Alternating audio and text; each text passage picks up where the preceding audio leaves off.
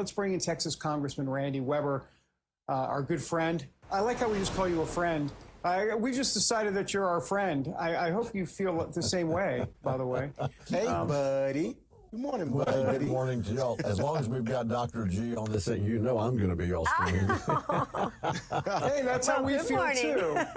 Good morning.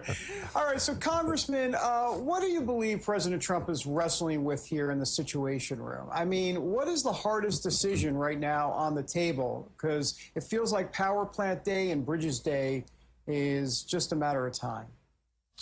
That's a hard. You're right. It's hard for him to wrestle with that. But you know what? He's got the ability. He's a stalwart. When he says something, believe it. Count on it. We know for a fact that the Iranians, the IRGC, are terrorist killers. They've killed, I don't know what the current number is, 50,000 of their own people, 60,000 of their people. They've hung some of them. They've executed a bunch of them. I know that weighs heavily on our great President Trump. They've got to get to where the Hormuz Straits are navigable. Nobody can shut them down. You know, that means the energy industry is really suffering. I know that the president is weighing exactly what needs to happen, and I think he'll be okay. He'll get it done. He doesn't mince words. Y'all know that. Yeah. Absolutely. Congressman, I want to give you an opportunity to give your colleagues over in the Senate a piece of your mind as it relates to the NDAA. Obviously, you know by now, Senate Democrats are holding up that funding. They voted it down. And to me, it's unconscionable in this environment, in a war environment, not to fund our military. So please, you've got the floor, sir. Give them a piece of your mind. Terrence, those are the men and women who put their lives on the line for us every single day.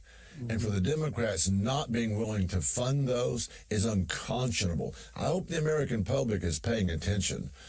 You know, my grandfather came over from Germany. They had 5 German boys. They all were part of the military at some point, World War II. And one of them gave their lives for our country. The fact that the Democrats, what they're looking for, in my opinion, Terrence, is they're looking forward to the midterms so they can try to win brownie points, for lack of a better term, and get more Democrats elected. And then you're watching the category of Democrats, the communists, that they're, especially up in the New York area. It boggles my mind. Also, Congressman, Supreme Court Justice Amy Coney Barrett testified yesterday about threats she has faced while urging Congress to approve more security funding for them. Here's what she had to say.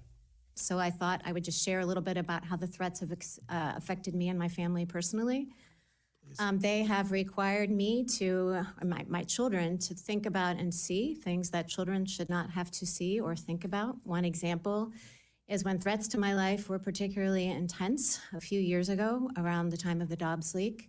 My security detail sent me home with a bulletproof vest, and I carried it into my house, put it into my bedroom, dropped it down on a table, turned around, and my 12-year-old son was standing in the doorway of my bedroom, and he wanted to know what it was and why I had it, and I didn't know how to respond because maybe I lack imagination, but I didn't expect that performing this service was going to put me in the position of explaining to my children what a bulletproof vest was and why I had to wear one.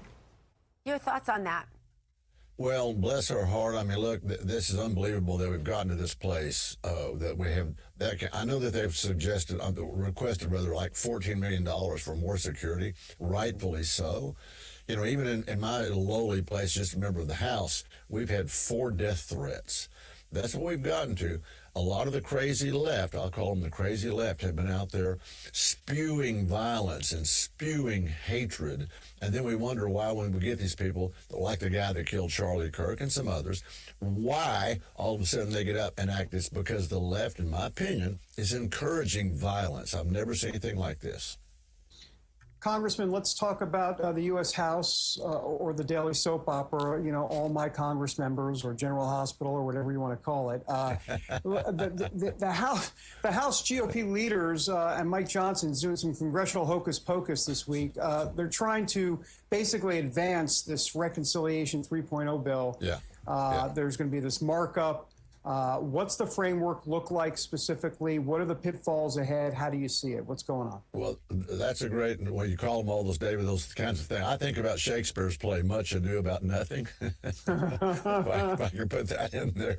But look, there's no reason on God's green earth why we shouldn't be moving forward. We've got more reconciliation to do.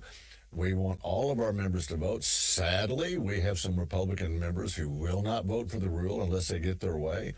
But we absolutely need to go to another version, if you will, give reconciliation 3.0 a shot and get that. That's what Americans elected us to do. That's why we're up there. This is on their nickel. They pay us salaries. They pay for this kind of stuff going on in government. And I only hope that our Republican colleagues, and maybe some of those Democrats who have any sense of common sense, would work with us on that. So that's my thoughts. That's my hope, at least. Hey, Congressman, I want to stay there in Congress. You and your colleagues just passed that daylight saving time bill that basically keeps daylight saving time flat. We don't fall back and spring forward and all that good stuff. How does that benefit your voters there in Texas? What's the benefit to Texas specifically, which I believe is on Central Time?